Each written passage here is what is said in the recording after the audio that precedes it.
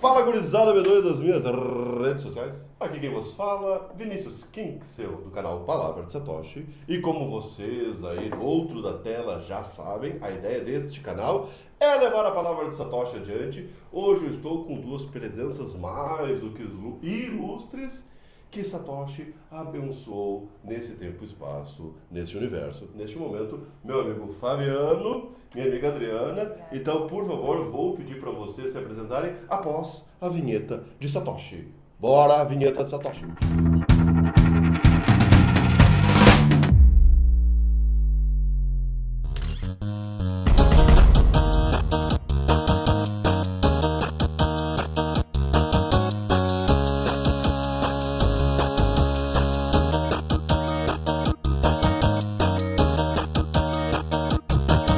Fabiano, da empresa Bitwage, tá certo o nome? Perfeito. Então vai aparecer os links aqui do Fabiano, Instagram, Facebook, site, etc, para entrar em contato. Olá a todos, meu nome é Fabiano Dias, eu sou da Bitwage. Bitwage é uma empresa que permite que empresas profissionais paguem e recebam salários em Bitcoin e stablecoins. Olha, que maravilha, hein? Eu já peço desculpas de antemão que eu sou o tipo de apresentador Fausto Silva, né? Eu sou o cara que, se o cara começa a falar, já sai cortando, né? Então o pessoal do outro lado da tela já se acostuma, já tem acompanhado o canal, já está se acostumando com isso.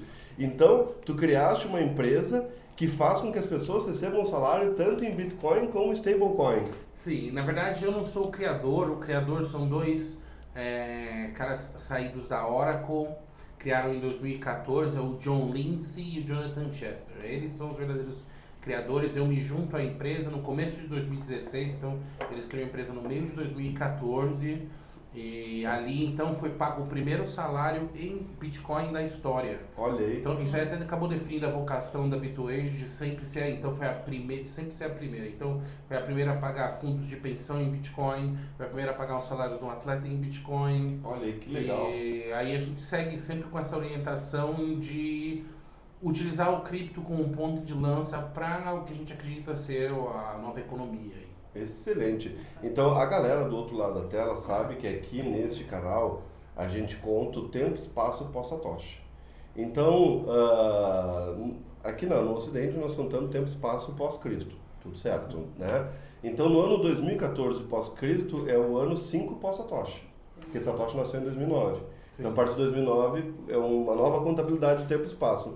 Então, eles abriram esta empresa de pagamento de salário em Bitcoin no ano 5 pós-Satoshi. Extremamente à frente do tempo. Satoshi era uma criança que estava aprendendo a falar.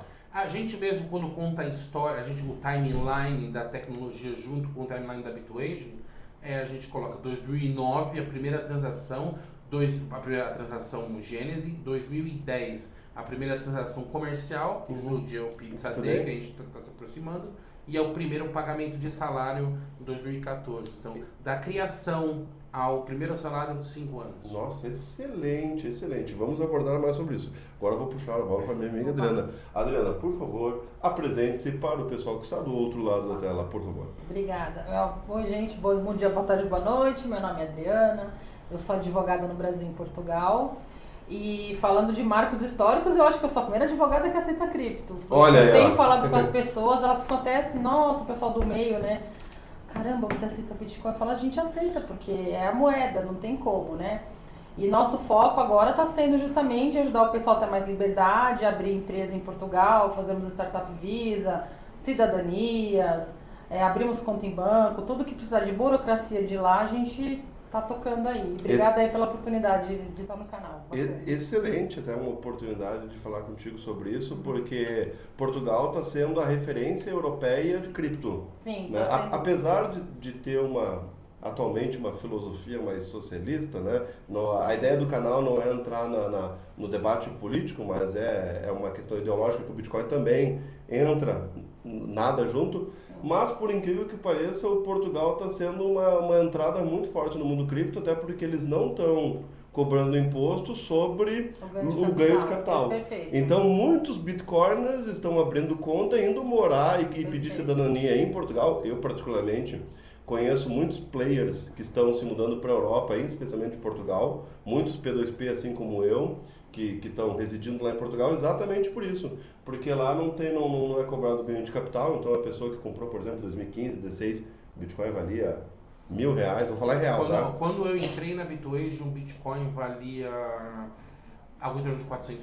Imagina, hoje tá $40 mil, vamos supor, imagina tu pagar, sei lá, 27% sobre a diferença, é uma insanidade, né? Então a galera tá... 40. Imagina, então a galera tá recorrendo a Portugal, que tipo, eu posso declarar de boa para quem quer declarar e sabe que não vai tomar pancada. Sim. Então, para quem é Bitcoiner e quiser criar uma cidadania europeia, Portugal tá abrindo os braços. Então, tu pode falar aqui com a nossa amiga Adriana, também vai estar os contatos aqui, WhatsApp, Facebook, para fazer essa burocracia para a galera do outro lado da tela. E para vocês aí do outro lado da tela que não conhecem dos meus amigos, eu vou contar de antemão uma surpresa, que eles são casados. Procede a informação? É um casal Bitcoiner. Isso é maravilhoso, cara. Então eu queria perguntar pro casal Bitcoiner. Cara, eu acho isso fantástico. Muito obrigado por essa experiência, porque é difícil de encontrar casais Bitcoiners, né? É muito difícil. Então eu queria perguntar para vocês, daí vocês decidem quem começa e depois quem termina, como é que o Bitcoin entrou na vida de vocês? Por favor, essa é a primeira pergunta que normalmente eu faço para a galera da entrevista do canal. Do mesmo jeito que assim, você não tem como responder assim, poxa, que dia que você descobriu que você amava a sua esposa? Sim. Não tem como, foi dia tal hora. Não filosófico, nosso amigo. Do mesmo jeito eu não consigo apontar que dia que eu convenci ela de que... Ou pelo menos ela já veio convencida e aí eu convenci a de fato encostar a mão, né? Porque sabe que as pessoas, o ciclo, geralmente a pessoa conhece o Bitcoin e esse mundo de cripto, esse mundo da economia pela internet, né? Ou pelo metaverso, se você preferir. Eu chamo de criptoeconomia. É uma criptoeconomia sem dúvida. Eu apresentei a ela, e ela viu, a gente se conheceu, eu falei, eu trabalho com isso, eu acho que isso aí até foi um ponto interessante, né? Mas assim, mais ou menos quando que tu... Não precisa ser o dia, foi data, 2017 que a gente se conheceu, Mas que dia que mais ou menos tu leu a primeira vez Bitcoin? Tipo, foi 2012. Eu, Fabiano? É. Caramba, eu devo ter... Como eu sempre fui um cara de internet, eu devo ter lido lá na Acepção, sem dúvida. É mesmo? No Nascedouro? Eu creio que sim. 10, 11 por aí? Alguma coisa eu devo ter lido. Bitcoin. Olha ali. Legal. Aí, mas assim, o interesse começou a surgir de fato em 2015. 2015. Quando eu tinha uma pessoa que fazia um blog na minha rua. E ele veio falar, olha, eu ganhei uns Bitcoins e tal. Eu falei, poxa, legal. Vamos fazer alguma coisa nesse sentido. Ele queria botar um jogo e tal, eu mexia com web, né? Eu falei, vamos fazer um jogo, uma roleta, alguma coisa que a gente possa pagar Bitcoin na Bitcoin. Ou seja, a ideia era só fazer aquilo de dar, o Bitcoin era um token praticamente nessa ocasião.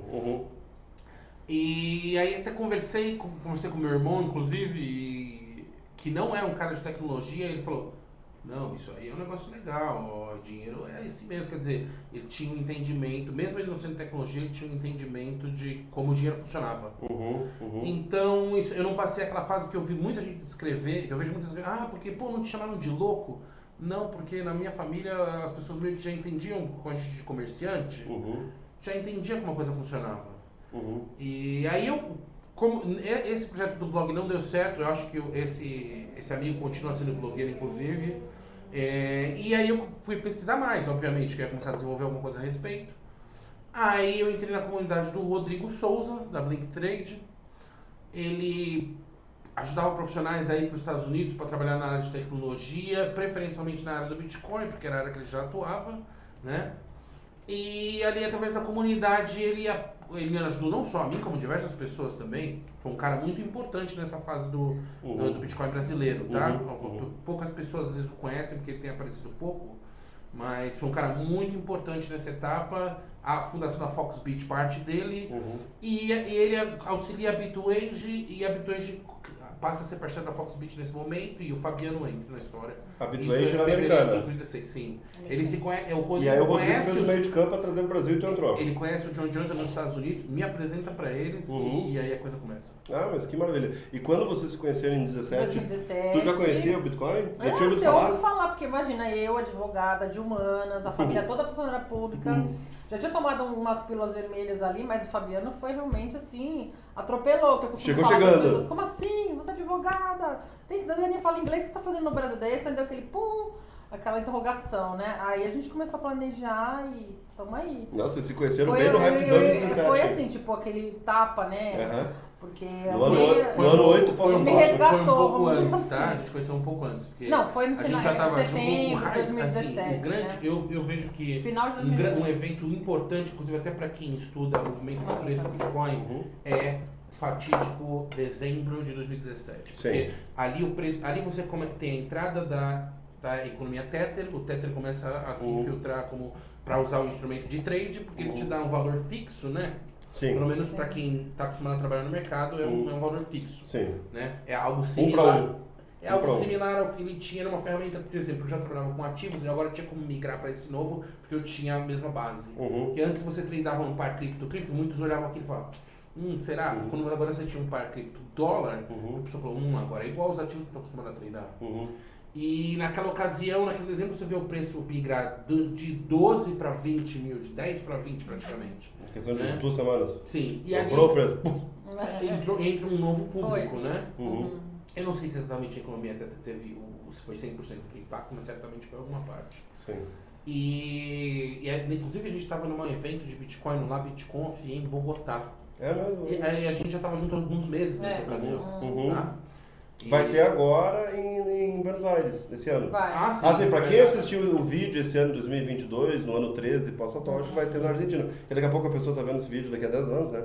Enfim, nesse ano de 2022, que nós estamos fazendo a gravação, que é o ano 13, pós-Satoshi, vai ter em Buenos Aires. Eu estarei lá. Eu também. Então, vamos se ver lá, então. Com Vamos se certeza. ver lá, então. Eu estarei lá com Toda certeza. lá. Se Deus permitir que eu estiver vivo, obviamente.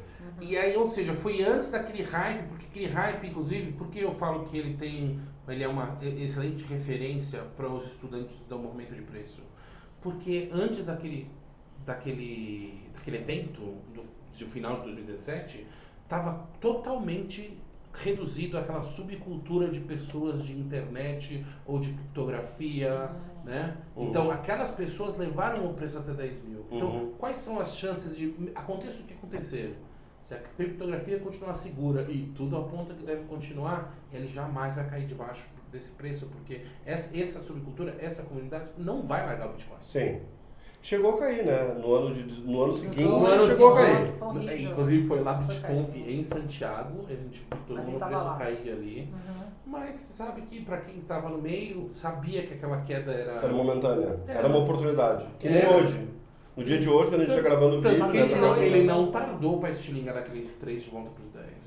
Né? Uhum. E eventualmente para os 60 mil que chegou, novamente agora no final de 2020. Né? Eu aproveitei aquela caída ali que foi quando eu dei all-in na minha vida. Ah, né? legal. Ali foi quando eu vendi carro, vendi casa, vendi papagaio, vendi tudo ali, que eu já era um Bitcoiner raiz e eu disse, não, olha só, isso aqui vai mudar o mundo, é agora, é agora. Foi a né? virada ali. Talvez seja a última grande oportunidade da minha vida e é ali que eu dei o Chuck Norris ali. Então vocês já estavam... Você não se arrepende. Ah, Não, de maneira, né?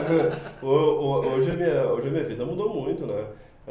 Impressionante como a gente consegue enxergar oportunidades, né? Eu era para ser zilionário, né? Eu era para ser multizilionário, porque em 2015, 2014, eu conheci o Bitcoin 13, mas ali em 2014, 2015, eu tinha um bom capital, posso dizer assim, e aí eu ia dar all-in no Bitcoin. O Bitcoin tava tipo R$1.000. Né? Imagina. Cara, eu ia ter 3 dígitos de Bitcoin. Nossa, que maravilha. Eu ia ser zilionário, né? Então, naquela ocasião da queda de 2018, você falou, essa é a minha segunda É a chance, minha eu não segunda. vou perder dessa vez. O primeiro semestre de 18, ali de dezembro de 17 a junho de 18, eu fiquei depressivo.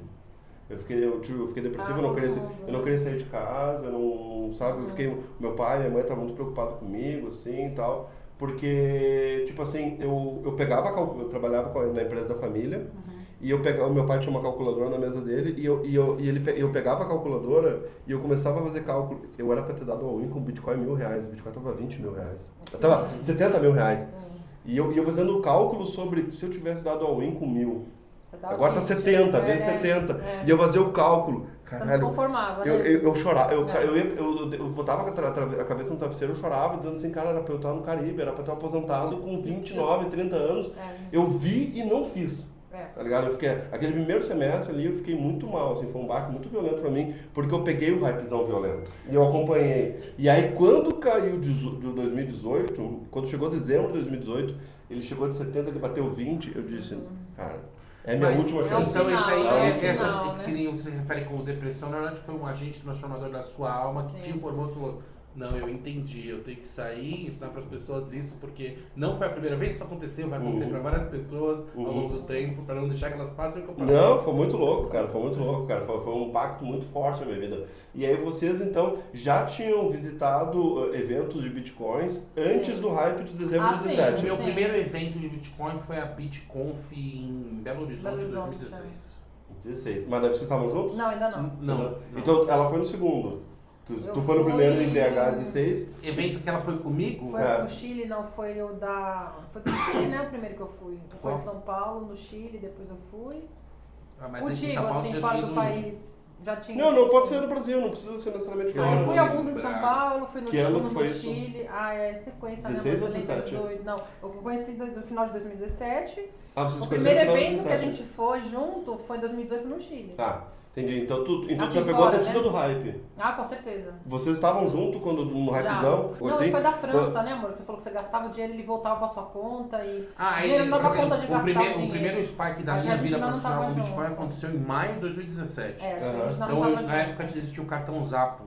E eu sempre recebia o meu salário 100% em Bitcoin. Poxa, eu tinha entrado numa empresa que paga salário em Bitcoin, eu tinha que ser o melhor cliente da Claro, exato.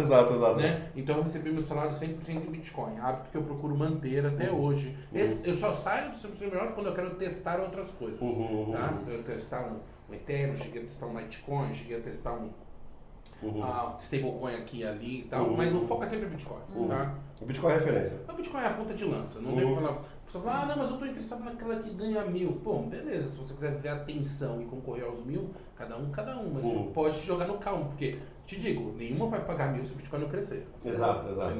Então o Bitcoin é a ponta de lança. Exato. E na época eu utilizava o cartão da Zapo, que funcionava no Brasil, funcionava no mundo todo. Então, A Zapo tinha alguma referência com a Chapo? A minha primeira carteira foi da Chapo. Chapo é a Zapo. Foi a minha primeira carteira, que era uma porcaria de carteira. Como carteira... Porcaria no sentido que era muito novo, né? As carteiras são ruins hoje, imagina 2015, 2014. Era uma carteira real que você não tinha nem acesso à chave privada. Sim, era... Só que ela acabou me marcando porque eu tinha aquele valor, a gente estava na França, e todo dia que eu olhava no aplicativo, olhava no aplicativo, eu tinha o mesmo valor. Porque o preço foi subindo. Então todo dia o saldo subia. É muito, 2017 foi muito louco, Foi. né? Quem viveu 17 sabe, né? Quem tá do outro lado da tela e vivenciou. As exchanges brasileiras na ocasião, que não tinha muitas, acho que tinha Foxbit, Brasilex e mais meia dúzia. Bitcoin to You, acho que tava Tinha também. Bitcoin to You, tinha... Mercado Bitcoin, acho que tava também. Certamente. Bitcoin, acho que tava também. Não. Brasilex já tinha essa época, não? Brasilex acho que já. Mas o que aconteceu foi o seguinte, elas saíram fora do ar. Eu acho que nem a Brasilex tinha ainda, porque não tinha um mercado de altcoins ainda tão proeminente. Então elas saíram do ar porque elas não aguentaram o tráfego. O preço começou a subir, e no Brasil subiu ainda mais, porque naquela mesma ocasião teve um problema de justiça com uma Michel Temer, acho que foi uma ocasião do escândalo JBS e tal. E no Brasil o preço distanciou com aquele prêmio que geralmente acontece, 40% acima no Brasil. As exchanges caíram fora do ar por causa da visitação. Que loucura, né? Foi. E aí, ali foi a primeira injeção de adrenalina que eu tive, ou seja, eu começo trabalhando em março de 2016, a gente vai desenvolvendo. Em 2016 o preço ficou estagnado, né? 2016 ficou quase 1 para 1, né? Ele deu uma porrada em 17, né? Mas ele foi indo aos pouquinhos, né? Sim. Ele foi uns era $400, aí foi indo 400, 450, 500, 600. De maio, se eu não me engano, aí quem tiver puder ir ver o market cap quando a gente fala, eu acho que ele foi de uns 1.000 a 2.000. Nossa, mas aí, imagina quem pegou 400 e foi a 2.000, isso dá vezes 13,5 quase. Não, aí já começa uma fase 2, assim, eu acho. Existem as fases anteriores também, né? Teve aquela subida de preço em 2013, depois veio Sim. Eu conheci o Bitcoin nesse hype do 13. E aí, mas eu não cheguei a comprar. Ali eu só, meu Deus, o que está acontecendo aqui? Tem um bagulho aqui que não tem governo e subiu 1000 vezes. Você tinha que comprar, como fazia, por exemplo, o Daniel Fraga, que é considerado o grande pioneiro do Bitcoin no Brasil. Sim. Ele comprava fora, né? Pelo menos o pioneiro público, certamente ele é. Uhum. Ele comprava na Mongox, né? Ele fez um vídeo explicando uma burocracia do caramba, né? E então, é essa trajetória, né? Agora a gente está repassando toda essa história, a história que eu participei, a história que eu não participei. Uhum. E... Mas eu tenho uma curiosidade, que é o seguinte, ó. Algum de vocês dois lembram de um momento que vocês estavam ou no sofá vendo filme, ou na cama, tipo, dormindo, alguma coisa assim, muito íntimo de vocês, que vocês, tipo assim, pegaram o celular e... Meu Deus, olha só, esse negócio tá subindo que nem um trem, não sei o que, se emocionar e compartilhar essa experiência. Vocês chegaram a ter algum momento assim, tipo assim, olha só, amor, o negócio dobrou. Tipo, do que viveu 2017, né? A gente não tava junto nessa época de 2017 ainda.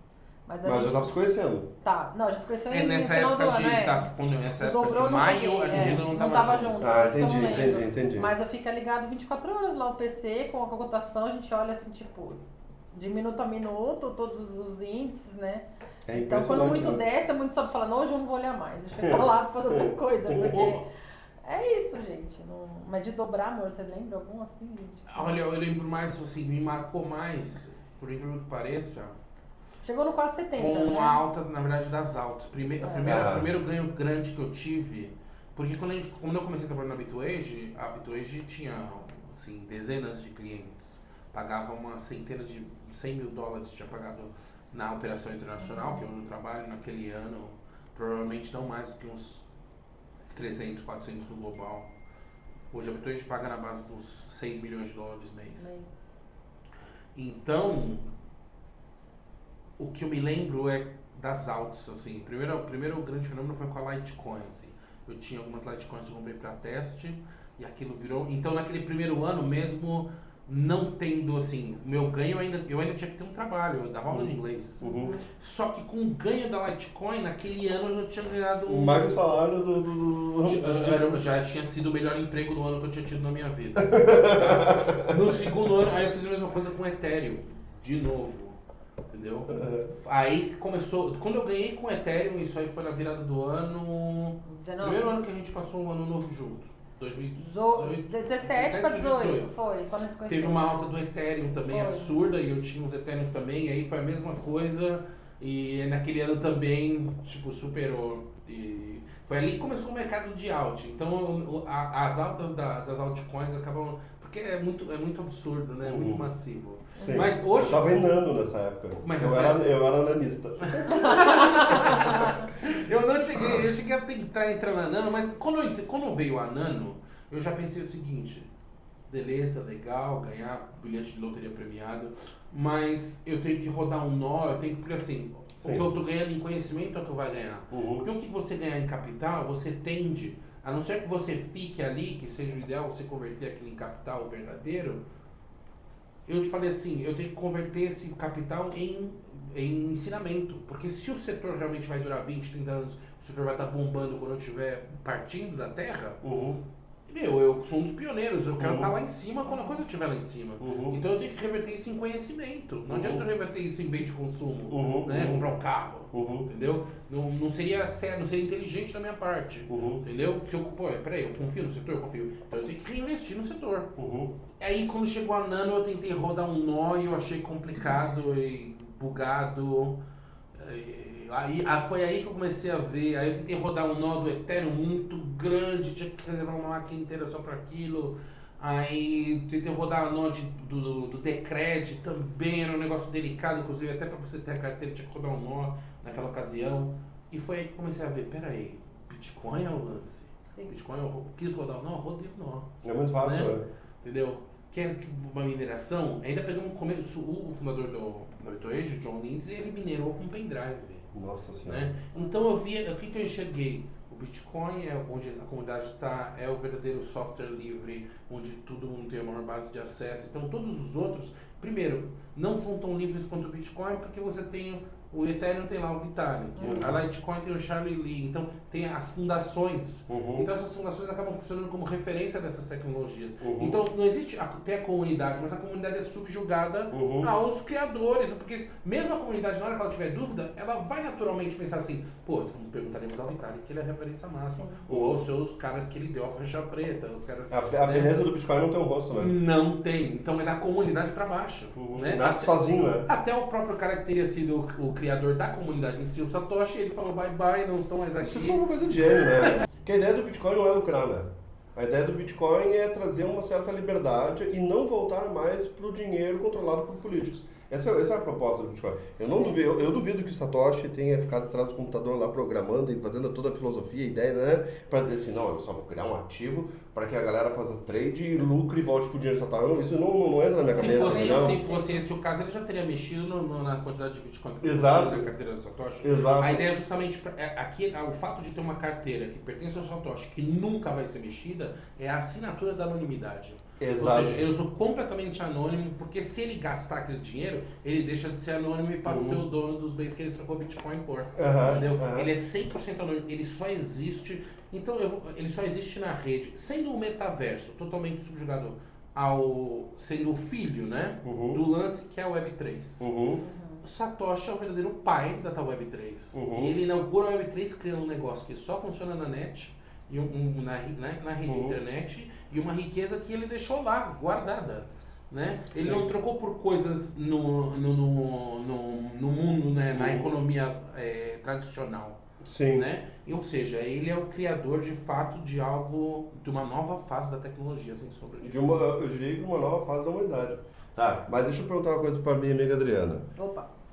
Alguma vez algum cliente teu quis te pagar com Bitcoin? Jamais.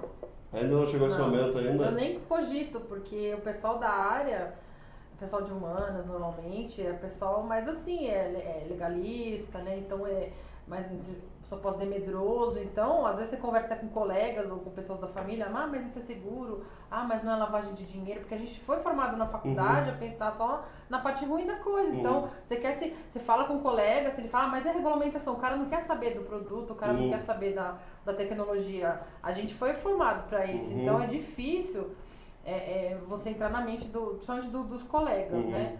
Mas eu tô achando engraçado, porque eu converso com as pessoas, principalmente de tecnologia, o pessoal trade e tal, o pessoal, nossa, mas você fica meio chocada, mas você aceita? Fala, sim, eu dou preferência por ABC motivos e tal, e todo mundo tá feliz, né? Porque eu acho que é disruptivo ter isso, né? E não vejo no médio prazo, talvez agora o pessoal assistindo abra um pouco a cabeça, é isso, gente, tem que diversificar mesmo. Liberdade, né? Eu brinco que o curso de Direito é o curso de estadismo. Com certeza, na faculdade é o curso moldado para aquilo. Tu é moldado para ter um controle do Estado.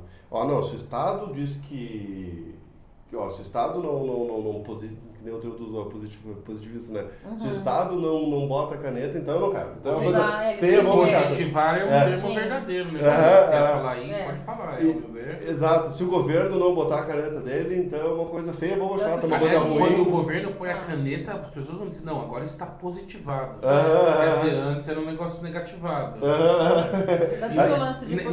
Nessa sensação, né, seguindo esse trilho de pensamento, então, para eles, o blockchain é um negócio negativado. Porque ele verifica sem lei, né?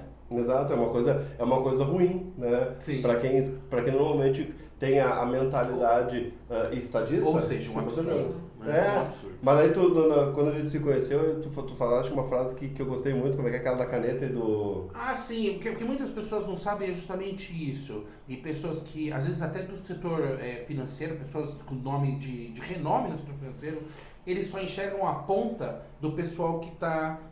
que de fato é o maior público, que é aquela galera que está interessada só na subida do preço. Entendeu? Tá só vendo, tipo assim, a parte de cima do iceberg. Então, eles não entendem. É um software, primeiro é software livre, ou seja, que o engenheiro fez e falou assim, ó, quem quiser fazer tudo o que quiser com isso aqui, está aberto para vocês brincarem, desenvolverem, seja comercial, seja produto grátis, tá livre para vocês. E a segunda parte disso é que ele é software livre mais criptografia, ou seja, algo desenvolvido para que você faça uma mensagem que seja eletrônica, ou seja, que ela trafegue rápido e com eficiência, né? Porque de outra forma eu só poderia passar a mensagem para você ou por papel ou cara a cara. Agora eu crio uma ferramenta que eu não preciso, não estou subjugado ao material físico, não pode ser copiada, não pode ser apagada, não pode ser corrompida. Livre para todos, o código é aberto. Meu, que valor tem isso? Quem entende de tecnologia? Não, a gente tá diante de um negócio brilhante. Né? Não, aí tem gente que eu vejo, até já vi gente tweetando aí, professores de tecnologia, pra mim são pessoas, são desconhecedores, tá? Que falam, não, isso aí vai chegar a zero. Poxa, peraí, você trabalha na área. Você tá vendo, é software livre. É a mesma coisa que você, quando o Linux foi inventado, você falou que o Linux não valia nada? Né? Quando foi criada a encriptação PGP, você falou que aquilo não valia nada? Ou que aquilo... Você pode até argumentar e falar assim, não, isso aqui é ruim porque pode ser usado para o bem e para o mal. Aí, perfeito, tá? É um argumento que faz algum sentido. Sim. Mas... Para o bem e para o mal, todos falam. Sem dúvida, justamente. Remédio, mas água, a questão é a seguinte, mesmo ele sendo usado mais para o bem ou mais para o mal, valer zero ele não vai valer. Ou seja, a criptografia foi feita para ela ser mais forte do que a caneta do Estado. Exato. Né? Do que a caneta do poderoso. Né? Porque ele baixa um decreto e todos passam a segui-lo. Né? Isso aí vem muito antes até do próprio Estado moderno. Sempre foi assim. E finalmente a tecnologia veio para superar isso. Ou seja, agora, mesmo que o mais poderoso daquela comunidade, daquela comarca, daquela região, determine por decreto que algo deva ser feito, eu tenho como circular a informação que ele não veja. Cara, isso é fantástico. E isso é criptografia, por isso que ela foi inventada, é uma linguagem de código. Né? Então, e que pode quebrar? A lei pode quebrar o Bitcoin? Não, se a tecnologia é eficiente, ela foi feita para não ser quebrada pela caneta, ou seja, a caneta não pode nada contra a criptografia. No mundo criptográfico, é criptografia versus criptografia. Caneta já perdeu. Né? Agora, consegue o governo ter lá os hackers do bem para combater? Bom, aí nós vamos ver o futuro, né? Eu falei isso na verdade num artigo que a gente vai publicar. A resposta é não, né? Porque o caso do Edward Snowden revela isso. Porque quando a CIA vai lá e começa a criar uma estrutura muito grande de proteção de informação, ela começa a depender de muitos profissionais de tecnologia. Então tu abre informação para esses caras. Exatamente, ela põe um hacker dentro da casa, entendeu? Então, se a partir do momento que aquele descorte de alguma coisa, ele que é um hacker, na verdade, do bem, que na verdade é um hacker contratado, ele deixa de ser, né? E tem outra pessoa assim, não, mas o governo vai pagar o maior salário. Ele não está se importando, o mercado está se matando para contratar ele. Ele vai trocar aquele dinheiro. Tipo assim, porque a gente sabe que o hacker, a satisfação dele... Não é o ataque ao grande. Né? Quanto maior você for, maior a recompensa dele.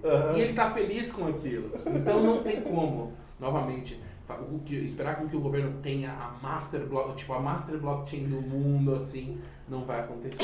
Pode ser que o Bitcoin seja e eles consigam subverter isso no futuro?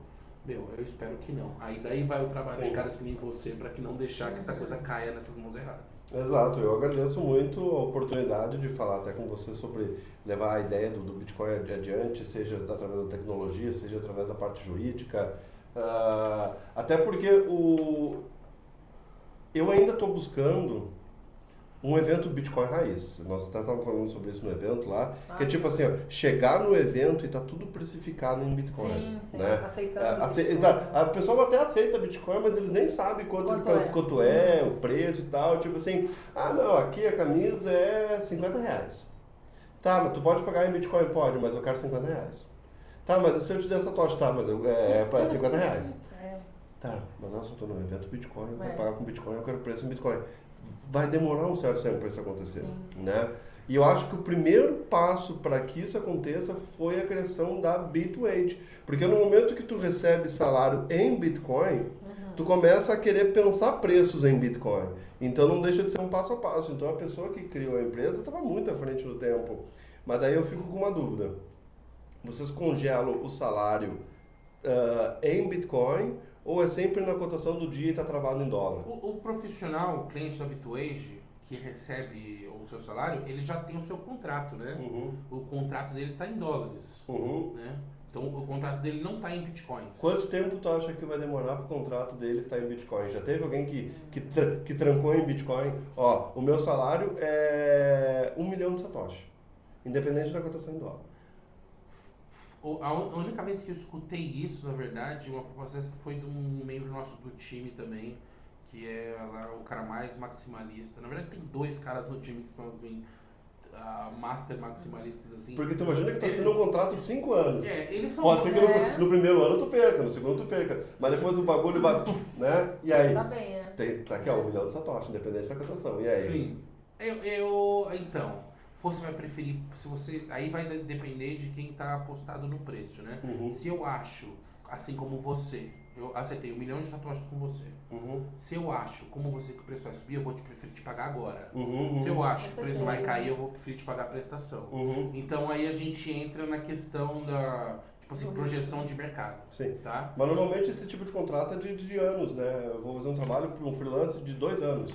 Então tá havendo prestação de 24 vezes. Eu não aceitaria uma dívida colateral em Bitcoin, porque eu acredito que o preço vai subir. Voar, eu jamais faria isso, tá? Mas a empresa fornece... Eu prefiro pegar o colateral em fiat, seja reais ou qualquer outra coisa, e você me dá o Bitcoin. Tá? Eu seguro o Bitcoin enquanto você segura o papel da dívida em fiat. Eu prefiro isso. Mas teve já alguém que fez o colateral em Bitcoin, ó, o meu salário é 1 milhão de satoshi. Dei um exemplo aqui. Tirando só que na prática o único cara fez isso foi um membro do time. Tá? E tu lembra se ele fez contrato longo? Não, a gente foi acertado em 3 meses. Tá, 3 meses. 3 meses. Foi feito 3 meses e a empresa acabou optando por pagar tudo de uma vez. Com medo, né? Ficou com medo, né? A empresa foi o risco calculado. É claro. Porque aí a gente entra, Vinícius, o que acontece? Naquilo que a gente conversou no evento lá. Se você começou uma empreitada, você começa a empreitada com base na oportunidade e não no capital. Ou seja, eu tenho uns fundos, uma economia, eu compro a mercadoria e deixa eu sair para vender. Você até pode fazer isso, mas isso é muito arriscado. O ideal, ou tipo assim, para você mitigar o risco, o cenário ideal é aquele onde eu já sei que essa mercadoria vai vender. Eu não preciso ter o capital, agora eu corro atrás dele, nem que seja emprestado, porque agora é um cálculo, né? Se eu for vender mesmo, eu repago o cara e tenho minha certeza. Então, ou seja, a maioria das boas iniciativas começam num capital levantado. Se esse capital for levantado em conchinhas, em dólares, em reais, eu preciso vender o suficiente para repagar aqui. Entendeu? Sim, o problema não é receber, o problema é pagar o fornecedor. Exatamente. Ou quem te emprestou o dinheiro, não necessariamente o fornecedor. Sim. Tá? Sim. Mas sim, o fornecedor nada mais é do que a pessoa que te emprestou, em vez de ela te emprestar dinheiro, ela te emprestou mercadoria. Sim. Ela falou, ó, toma aqui, você pode me pagar com 7 dias, que é uma prática comum do mercado, 14 dias, 20 dias, que seja. Ele faz o boleto para 20 dias à frente, você vende primeiro e paga depois. Mas o lance é o seguinte, você tendo essa dívida na moeda X, isso aí a gente dá um cálculo. E o que é o Bitcoin hoje? E eu acredito que vai ser durante quase, assim, vai passar a minha geração. O Bitcoin é uma verdadeira economia, é a verdadeira poupança, tá? Porque até se você pensar que eu cresci, quando na minha infância, era muito comum a pessoa falar assim, nossa, se eu ganhasse na loteria 20 milhões de cruzeiros, eu ia botar na poupança. Nossa, que investimento. Que mágica, né? É só deixar lá e o banco vai me pagar e eu vou viver daquilo. Que maravilha. Né?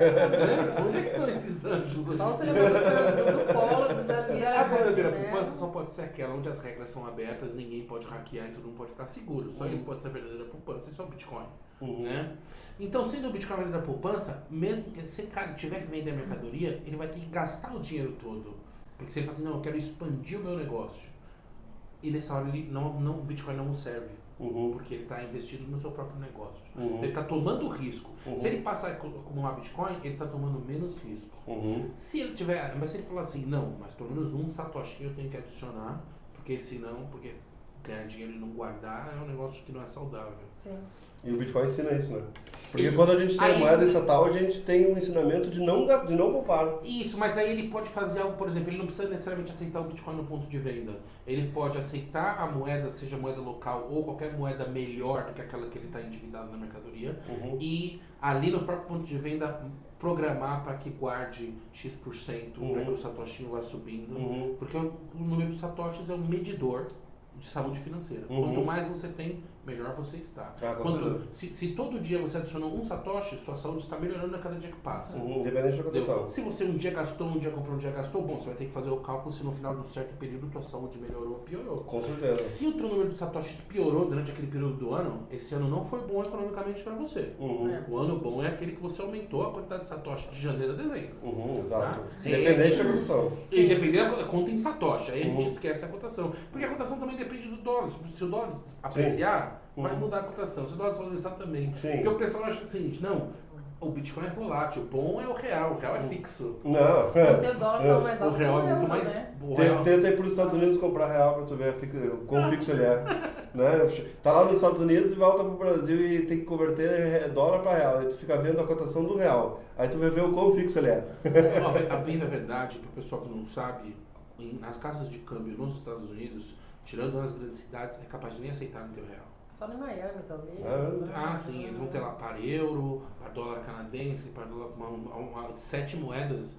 E a notícia para todos é o seguinte, o real não é uma das melhores 7 moedas. Que lixo. E ontem, inclusive, o dólar estava mais alto que o euro, né?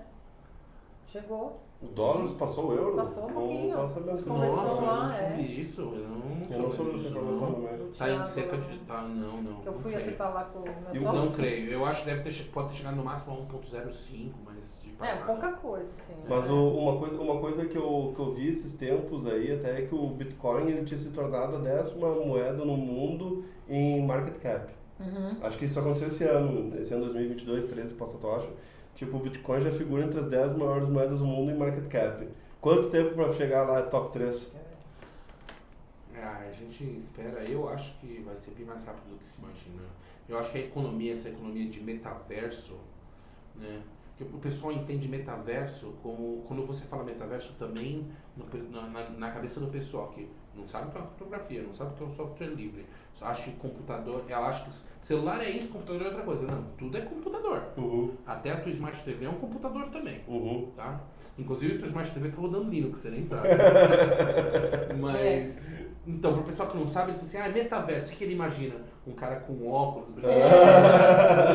Não é isso. Metaverso é tudo aquilo que te dá qualquer sensação de prazer, de satisfação, de uma compra e tal, fora do mundo físico.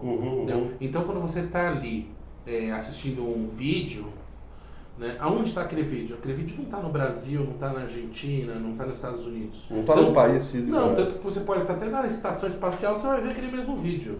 Né? E ele não está hospedado ali. Tanto que, tipo assim, caiu a energia na minha região, lá no Brasil. Então, o vídeo ainda continua tocando. Porque ele não estava hospedado só lá, principalmente se a tecnologia for de P2P, que a gente chama de ponto a ponto. Então, ela está uma parte hospedada lá, porque tem X máquinas lá. Se elas saírem, tem as outras. Né? Então, ou seja, o metaverso, ele tem isso, ele é computação compartilhada, né? E você acaba tendo toda uma vida, amizades, sensações pela rede, pelo auxílio dos computadores. Então, como essa economia passa a crescer, as pessoas passam a passar mais tempo lá na rede performando do que no mundo exterior, mais cresce o mercado de criptomoeda e o mercado de Bitcoin. Porque é a eficiência do Bitcoin que vai encorajar os outros a juntar, pagar programadores ou até os próprios programadores de devotarem seu tempo para poder avançar a coisa. Se o Bitcoin não demonstrar isso, poucos vão se encorajar. Sim. Mas quanto tempo tu acha que vai demorar para, por exemplo, assim, suponhamos que a Adriana vai ser cliente da Bitwage, daí ela é advogada, ela trabalha na empresa X, ela recebe o salário dela. Aí ela recebeu o salário dela em Bitcoin, ela vai no supermercado, o preço está em Satoshi, ela paga. Aí o caixa do supermercado recebe o salário em Bitcoin. Aí o caixa do supermercado consegue pagar o aluguel em Bitcoin. Aí o cara do aluguel vai lá e consegue pagar o Uber com Bitcoin. Quando tu acha que esse Uber ciclo... consegue no live, olha, né?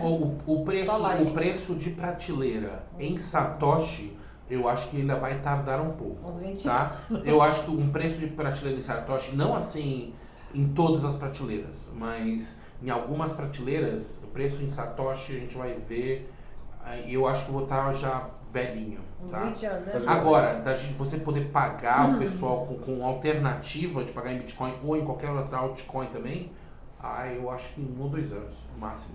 Mas daí sempre com o colateral do dólar. Tu vai pagar o equivalente, teu salário é X mil dólares e tu vai receber na cotação do dia. Tu não vai estar pagando precificação em Bitcoin.